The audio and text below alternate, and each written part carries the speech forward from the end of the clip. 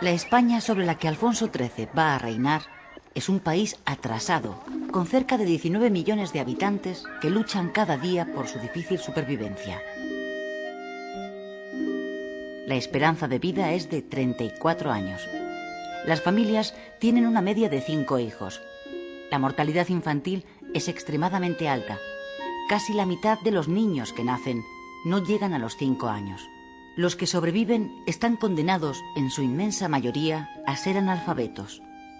De hecho, el 64% de los españoles no sabe leer ni escribir. España es un país sin apenas industria. La poca que hay está localizada en el País Vasco y Cataluña. El trabajo en las fábricas es el más solicitado porque es el mejor pagado.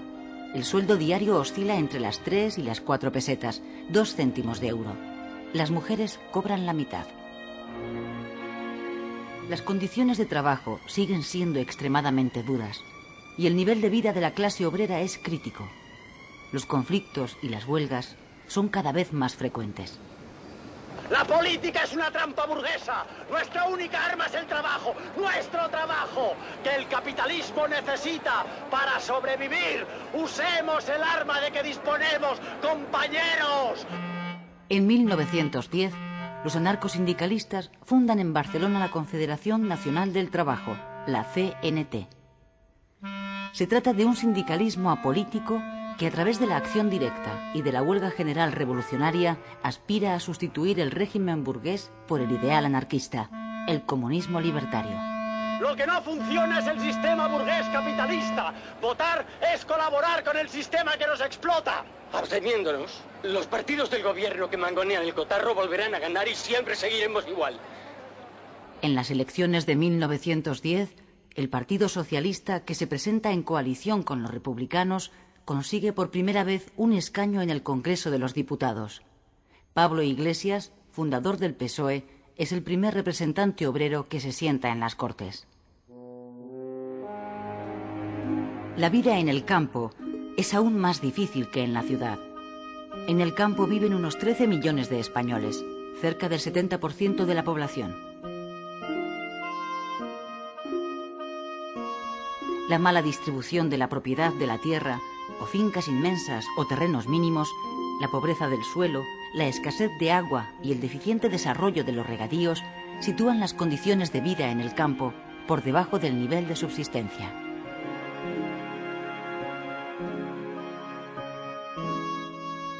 Los jornales, cuando los hay, suponen la tercera parte que los de la industria, 1 peseta diaria.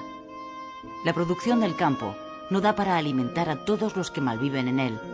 La emigración sigue siendo la única vía de escape del campesino. Los dos grandes partidos que se turnan en el gobierno están profundamente debilitados a causa de sus constantes peleas internas.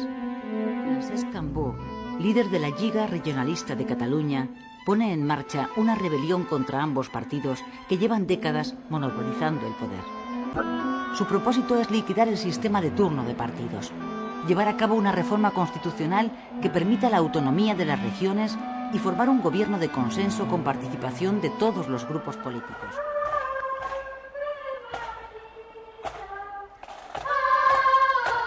La Iglesia Católica, que continúa teniendo un estatus legal privilegiado con el Estado, llega al siglo XX habiendo recuperado de manera espectacular su presencia pública y su influencia en la sociedad española. Pero el Partido Liberal, receloso del poder que ha vuelto a adquirir la Iglesia, decide introducir en su programa político el anticlericalismo de la tradición progresista. Acusa a la Iglesia de estar impidiendo el progreso del país, de predicar la resignación a los pobres y de haber bendecido la última guerra colonial. Los liberales sostienen que para que España pueda llegar a equipararse a Europa es imprescindible cortar los lazos entre la Iglesia y el Estado e instaurar un sistema moderno y laico. Ceuta, Melilla y otras pequeñas plazas en el norte de África son lo único que ya le queda a España de su pasado colonial. El desastre del 98 había dejado un ambiente popular de rechazo a las aventuras coloniales. A pesar de ello, España se ve forzada en la Conferencia Internacional de Algeciras de 1906 a asumir su responsabilidad internacional de control en la zona de influencia en torno a Ceuta y Melilla, incluida la región del Rif, y a incrementar la inversión en sus minas.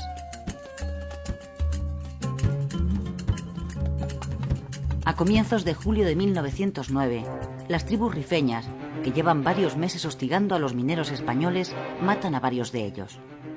El gobierno de Maura moviliza entonces a 20.000 reservistas para tomar represalias contra los insurgentes. Últimas noticias. Acaba de zarpar otro vapor con soldados para el África. Los reservistas embarcan en Barcelona. Son soldados que ya han hecho el servicio militar al no haber podido pagar las 1.500 pesetas necesarias para librarse. Muchos de ellos son ya padres de familia. Su movilización provoca la protesta espontánea de sus mujeres, que logran impedir el embarque. La noticia corre por Barcelona y hace estallar la ira popular contra la nueva aventura colonial. Anarquistas, socialistas y republicanos convocan una huelga general. El 27 de julio, las tribus rifeñas atacan por sorpresa a las fuerzas españolas cerca de Melilla, en el conocido como Barranco del Lobo.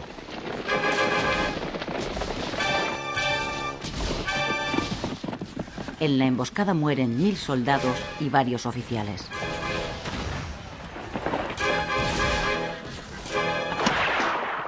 Son los escolapios de San Pablo. Los han incendiado. ¿Cómo? ¿Qué? ¿Los escolapios? Adoratrices, agonizantes, arrepentidas, asuncionistas, beatas dominicas, carmelitas, concepcionistas... Redentoristas, Ancha 38. También está en la lista, hay que incendiar el convento. ¿Y la iglesia? No pone nada. No os preocupéis, saldrá también. La indignación popular convierte la huelga general en una insurrección. Se levantan barricadas y se queman edificios religiosos. Más de 50 iglesias y conventos arden o son saqueados. El motín de Barcelona dura una semana.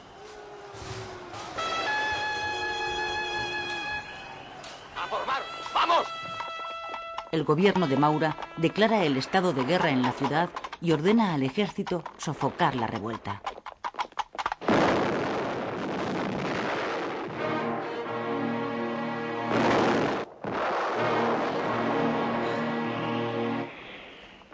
La semana trágica se salda con 113 muertos.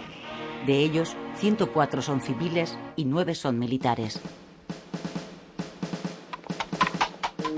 Una vez sofocado el motín, se producen 2.000 detenidos.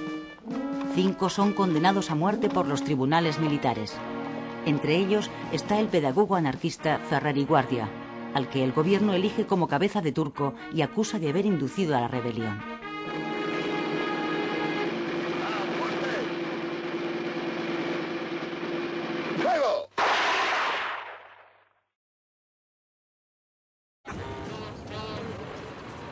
Antes de acabar la década, en 1919, comienza en Barcelona, promovida por la CNT, la que va a ser la huelga más emblemática de esta época, la de la empresa eléctrica La Canadiense. La huelga, que se prolonga más de un mes, deja Barcelona a oscuras y se acaba extendiendo a otras empresas de la ciudad. El enfrentamiento entre patronos y obreros acaba en un lockout, cierre patronal de todas las empresas, que deja en la calle a 100.000 obreros. El conflicto se agudiza con la creación por los patronos de los llamados sindicatos libres, que en realidad son grupos armados creados para romper las huelgas y asesinar a los sindicalistas más destacados. Las manos arriba, quietos, que nadie se mueva.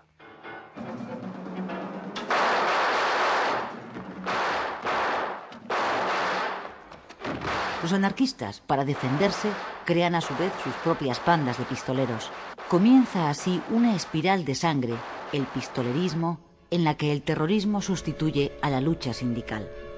En 7 años, entre 1914 y 1921, 523 obreros y 40 patronos mueren asesinados. ¡Policías, quietos! ¡Arriba las manos! ¡Quedáis detenidos! Para acabar con el pistolerismo, el gobierno conservador de Eduardo Dato, que cuenta con el apoyo de los catalanistas, desencadena una represión contra los anarquistas de una ferocidad desconocida hasta entonces.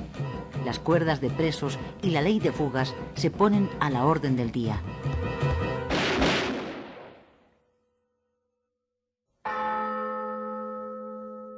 Marzo de 1921. El presidente del gobierno, Eduardo Dato, es asesinado por 3 anarquistas. El líder conservador se convierte en víctima de la política que su propio gobierno está aplicando en Cataluña.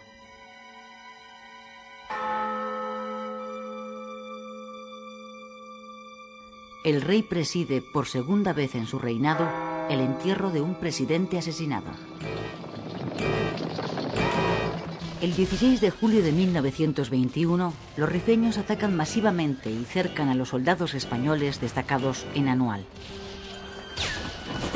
5 días después, el general Silvestre ordena la retirada hacia Melilla, pero la retirada acaba convirtiéndose en una desbandada. Se produce una persecución de 140 kilómetros en la que las fortificaciones construidas por los españoles en los últimos 10 años caen una detrás de otra como fichas de dominó. La persecución acaba en el fuerte del Monte Arruit, donde los 3.000 soldados que han conseguido llegar logran resistir un asedio de 10 días. Finalmente, los rifeños toman el lugar y pasan a cuchillo a 2.300 soldados. Los demás son hechos prisioneros. El 13 de septiembre de 1923, el capitán general de Cataluña, Miguel Primo de Rivera, da un golpe de Estado que triunfa sin apenas oposición ante la indiferencia de la mayoría de los españoles. Solo una parte de la burguesía, especialmente la catalana azotada por la violencia sindical y el pistolerismo, aplaude el golpe. Por lo que se refiere al rey, Alfonso XIII acepta inmediatamente las consecuencias del golpe y, haciendo caso omiso de la Constitución, apoya la formación de un gobierno de militares presidido por Primo de Rivera.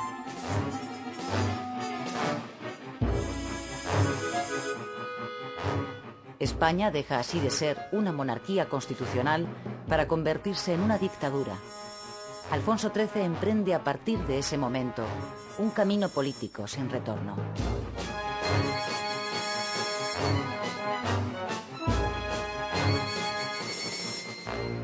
El nuevo régimen suspende las garantías constitucionales, disuelve las Cortes, expulsa a los partidos políticos fuera de la vida pública, establece la censura de prensa, pone en manos de los militares el gobierno de las provincias y extiende a toda España los somatenes, la milicia armada de voluntarios de origen catalán con la misión de velar por la ley y el orden. El éxito del desembarco es total. Las tropas aliadas trituran a la resistencia rifeña en la bahía de Alhucemas en cuestión de horas.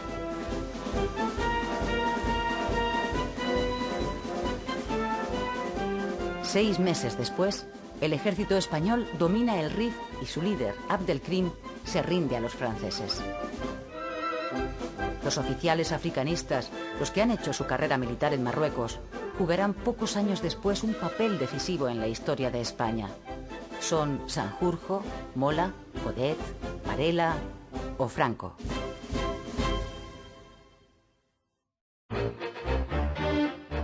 En diciembre de 1925, con el problema de Marruecos ya encauzado, el general Primo de Rivera, que disfruta de su momento de máxima popularidad, sustituye su gobierno de militares por uno de civiles. Con esta decisión, el dictador confirma su propósito de permanecer en el poder, pero sin renunciar a la dictadura. Para estimular la economía española, la dictadura pone en marcha un ambicioso plan de obras públicas que modernice la muy anticuada e ineficiente red de comunicaciones.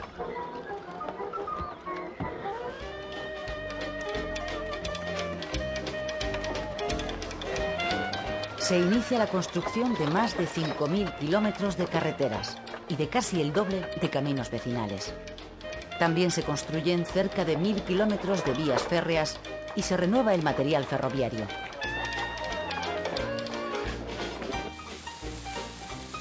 Simultáneamente, se pone en pie una política hidráulica de gran importancia para el país.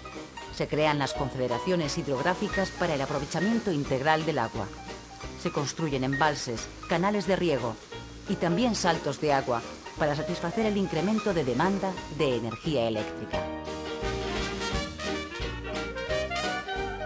La electricidad va llegando poco a poco a todos los rincones de España y con ella los electrodomésticos, aunque eso sí, solo para unos poquísimos afortunados. El plan de obras públicas puesto en marcha por la dictadura produce efectos muy positivos sobre la economía española, como una notable expansión industrial y un claro incremento del empleo. Para celebrar los 5 años del golpe de Estado y de su estancia en el poder, Primo de Rivera elige Barcelona. Con ese gesto, el dictador intenta recuperar el respaldo de la burguesía catalana, en ese momento ya muy alejada del general a causa de su política centralista. La decisión de suprimir la Mancomunidad de Cataluña y el decreto por el que se prohíbe el uso del catalán en los actos oficiales han provocado a esas alturas que el nacionalismo moderado se haya visto ya desbancado por otro más radical, cuyo líder es 27 de enero de 1930. Este es el momento en que Primo de Rivera abandona el Palacio Real tras presentar su dimisión al rey. El dictador ha fracasado en su intento de crear un sistema político propio y ha perdido ya todos los apoyos. Pocos días más tarde, abandona España.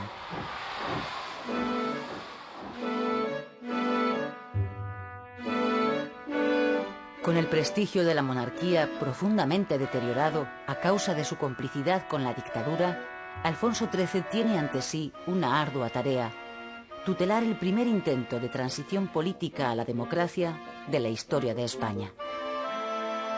El general Dámaso Berenguer es el designado por el rey para regresar a la senda constitucional.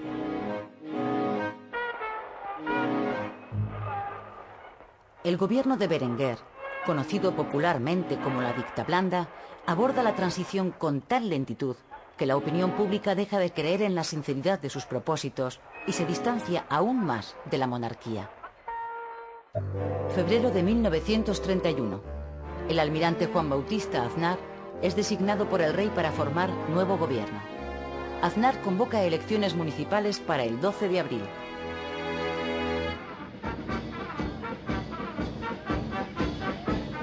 Durante la campaña electoral, los republicanos presentan las elecciones locales como un plebiscito sobre la monarquía. Los resultados electorales suponen para todos una sorpresa. Aunque el número de concejales monárquicos supera al de republicanos, estos triunfan en las ciudades donde la libertad de voto es real. Hasta allí no llega el poder de los caciques.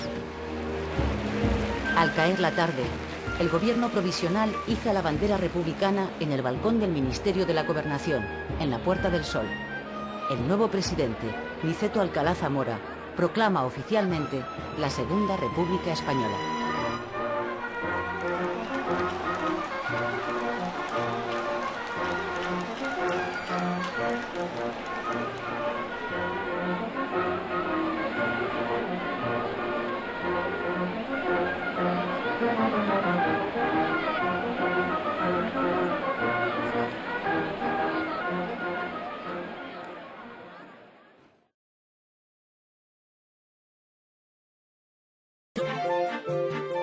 La vida de la joven república transcurre a toda prisa. El gobierno convoca para el mes de junio elecciones a Cortes Constituyentes.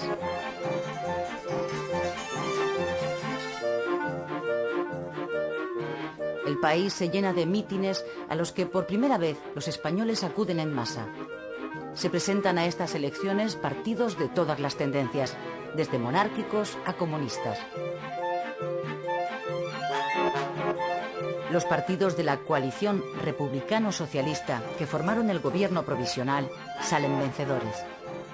El más votado es el Partido Socialista, seguido por el Partido Radical, ahora centrista, de Alejandro Lerroux.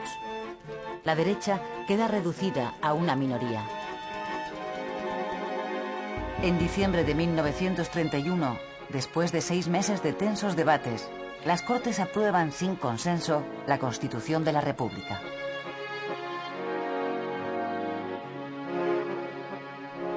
El nuevo texto constitucional establece la democracia parlamentaria. Introduce el modelo autonómico para intentar resolver el problema regional. Establece la separación de la Iglesia y el Estado. Reconoce el derecho al voto para las mujeres e incluye el reconocimiento de importantes derechos sociales para las clases trabajadoras. Las relaciones, ya tirantes de antemano, de la República con la Iglesia se tensan aún más con la separación entre Iglesia y Estado que la nueva Constitución oficializa. La Iglesia pierde a partir de entonces todos los privilegios que hasta ahora había tenido en su relación con el Estado. La nueva legalidad acaba con el pago de haberes al clero. Establece el matrimonio civil y el divorcio. Prohíbe a las órdenes religiosas que se dediquen a la enseñanza. Elimina los símbolos religiosos de todas las instituciones públicas. Disuelve a la Compañía de Jesús. Muchos jesuitas se irán al exilio.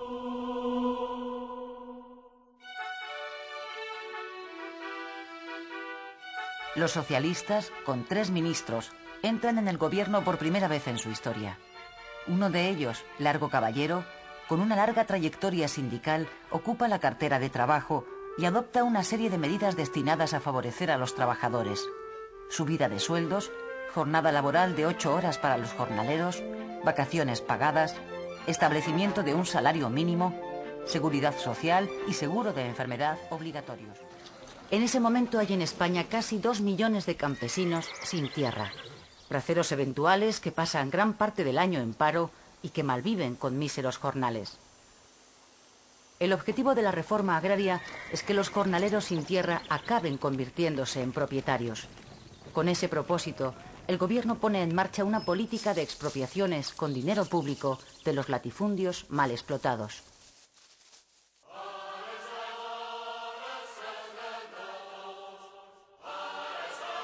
Septiembre de 1932. Miles de personas se echan a la calle en Barcelona para recibir a Azaña. Azaña va a hacer la entrega oficial al pueblo catalán del Estatuto de Cataluña, que las Cortes españolas acaban de aprobar.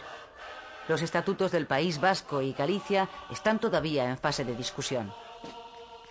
La lentitud en la aplicación de la reforma agraria, causada sobre todo por la falta de recursos económicos, acaba con la paciencia de los campesinos.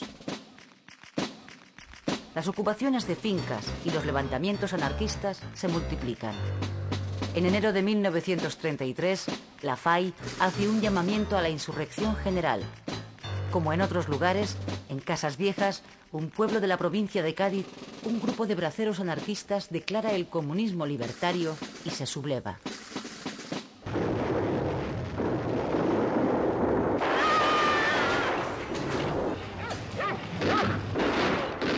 ...23 personas mueren víctimas de la brutal represión contra los anarquistas de Casas Viejas.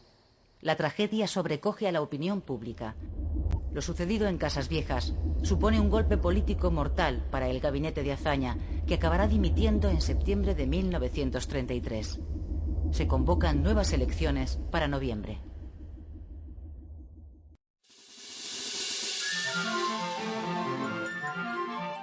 Esta es la primera vez que en España votan las mujeres en unas elecciones generales. La asistencia femenina a las urnas es masiva.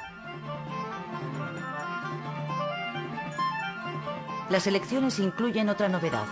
Las derechas se presentan por primera vez unidas en una coalición de partidos llamada CEDA, Confederación Española de Derechas Autónomas. Su líder es José María Gil Robles y sus principios: religión, familia, orden y prosperidad. El resultado de las elecciones de noviembre da un vuelco total a la situación. La derecha triunfa, aunque no alcanza la mayoría. El Partido Radical de Lerroux, de centro, se fortalece. Los republicanos de izquierda sufren un batacazo y los socialistas pierden la mitad de los escaños que habían logrado en los comicios de 1931. El gobierno centrista de Alejandro Lerroux, que gobierna con el apoyo parlamentario de la CEDA, imprime un giro más conservador a la República y revisa gran parte de las reformas de los gobiernos de Azaña.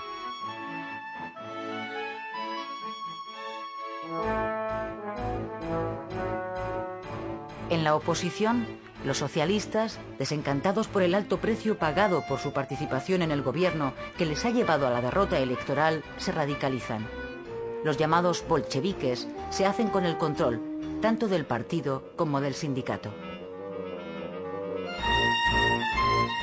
Encabezados por Largo Caballero, comienzan a preparar poco después de las elecciones una huelga general revolucionaria como paso previo para implantar en España un Estado socialista. Amenazan con llevar a cabo su plan revolucionario si la CEDA entra en el gobierno.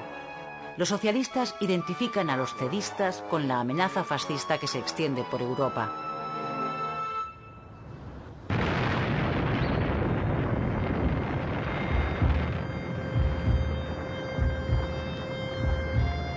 Asturias, 5 de octubre de 1934.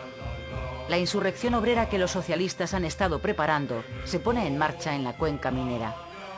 La víspera, el jefe de gobierno había anunciado la entrada en el gabinete de 3 ministros de la CEDA. El gobierno de la República declara el estado de guerra y encarga al general Franco la dirección de las operaciones contra los sublevados. Los enfrentamientos duran casi 2 semanas y son de una extrema brutalidad. Alcanzan la dimensión de una guerra civil. El ejército acaba por sofocar la Revolución de Octubre, que deja tras de sí un balance trágico. 1000 muertos y más de 2000 heridos entre los sublevados. 300 muertos y 800 heridos entre las fuerzas del orden.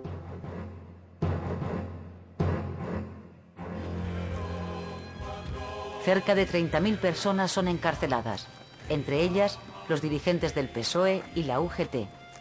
La represión que sigue a la derrota de los revolucionarios encona aún más los ánimos. La Revolución de Asturias es el preludio de la Guerra Civil Española. 200.000 personas llegadas de toda España se dirigen en octubre de 1935 hacia el campo de Comillas, en Madrid, donde Manuel Azaña va a dar un mitin. Ha pasado un año desde la Revolución de Octubre y los partidos de izquierda comienzan a recuperarse. Azaña pide el entendimiento entre ellos para rescatar la República de manos de la derecha. Su propuesta acabará cuajando en el Frente Popular, una coalición de partidos que incluye desde la izquierda republicana hasta los comunistas, pasando por los socialistas.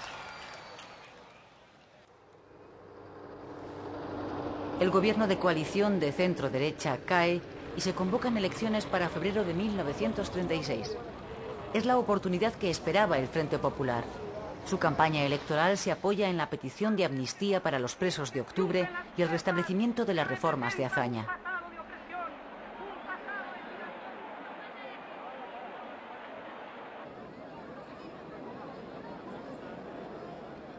El interés que han despertado entre los españoles estas elecciones se refleja en el alto índice de participación, cerca del 73%. En esta ocasión, incluso los anarquistas acuden a votar. El Frente Popular gana las elecciones con un 47% de los votos. La derecha obtiene el 45% y el centro un 5%, con lo que prácticamente desaparece. El mapa político queda así dibujado en 2 grandes bloques enfrentados, uno a la derecha y otro a la izquierda. Los simpatizantes del Frente Popular se echan a la calle para celebrar la victoria. Comienzan a circular rumores sobre una sublevación militar. A partir de las elecciones, la radicalización de la política es cada vez más clara. Las organizaciones juveniles de los partidos que no dejan de crecer se militarizan. Estas imágenes corresponden a la manifestación del 1 de mayo, organizada por los socialistas en defensa de la unidad del proletariado. Participan en el desfile las Juventudes Socialistas, que acaban de fusionarse con las comunistas.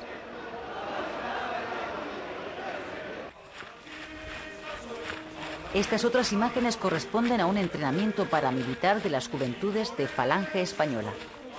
El partido que dirige José Antonio Primo de Rivera, que apenas consiguió 50.000 votos en las elecciones, está creciendo ahora como la espuma. Las juventudes de la Ceda se pasan en masa al partido fascista.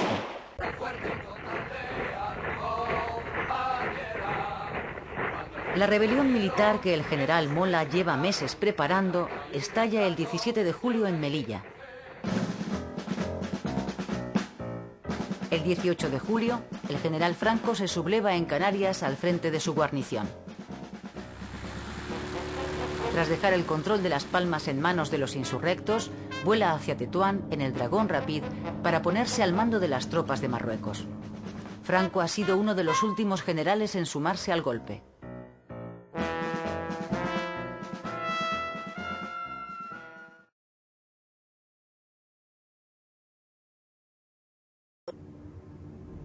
Pasados los primeros días, los sublevados controlan solo la tercera parte del país. Madrid y las ciudades industriales de España se han opuesto al levantamiento. El golpe, por tanto, ha fracasado. Los generales Mola y Franco comprenden entonces que solo por medio de una larga guerra de conquista podrán alcanzar la victoria. La guerra civil ha comenzado. España queda rota entre dos extremismos políticos.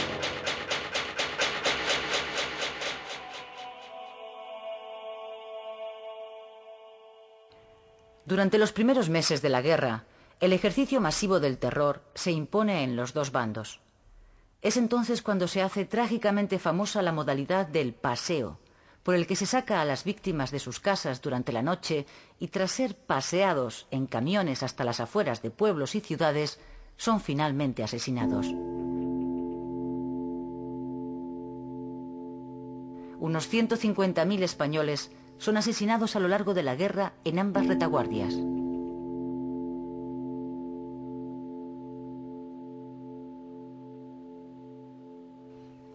En la zona republicana, los comités revolucionarios inician una represión feroz e incontrolada contra sus enemigos políticos, los llamados fascistas. Miles de ellos son detenidos y en la mayor parte de los casos fusilados. La represión es especialmente dura con la Iglesia, que sufre la persecución más sangrienta de su historia.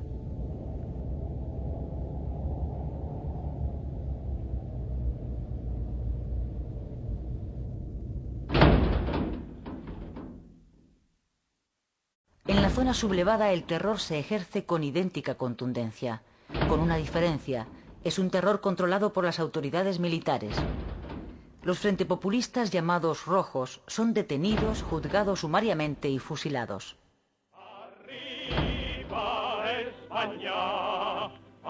Desde el primer momento de los enfrentamientos se hace evidente la importancia de la ayuda militar exterior para poder ganar la guerra. Hitler y Mussolini son los dos grandes proveedores de material de guerra a los sublevados. Italia colabora además con el envío de 80.000 hombres y Alemania con una unidad aérea de combate de 100 aviones y los 4.000 hombres de la Legión Cóndor.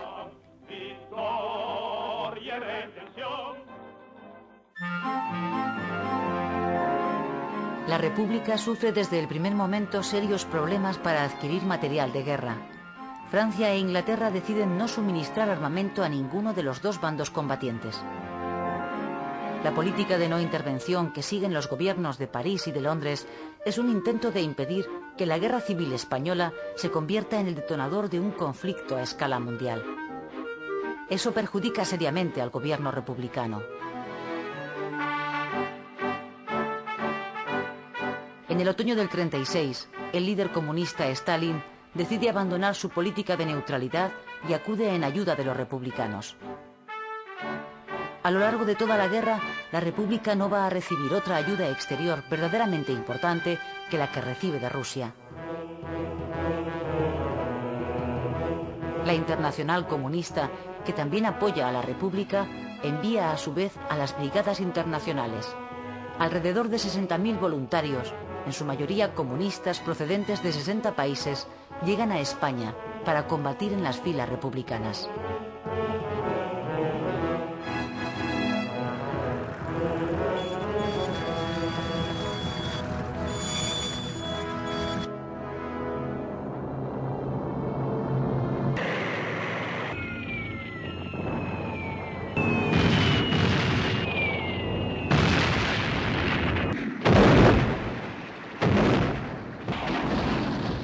La guerra civil se convierte en una guerra de desgaste que dura 3 largos años.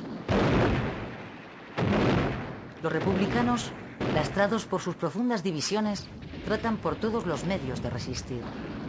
No abandonan la esperanza de que si en Europa estalla la guerra contra el fascismo, los gobiernos democráticos acudan por fin en ayuda de la República. Después de casi 3 años de guerra, el avance lento y metódico del ejército franquista se demuestra imparable. Poco a poco, tras duras batallas, se hace con la totalidad del país. El 27 de marzo de 1939, la República abandona definitivamente el campo de batalla.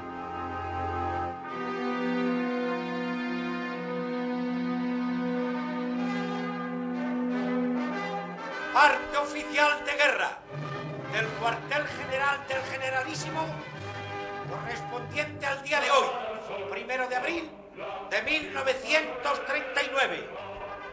Tercer año triunfal. En el día de hoy, cautivo y desarmado el Ejército Rojo, han alcanzado las tropas nacionales sus últimos objetivos militares.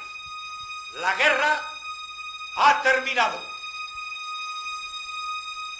Al final de estos 3 años de guerra civil, el dolor y el odio se han extendido por el país hasta límites insospechados. La herida de la guerra permanecerá abierta durante varias generaciones en el corazón de los españoles.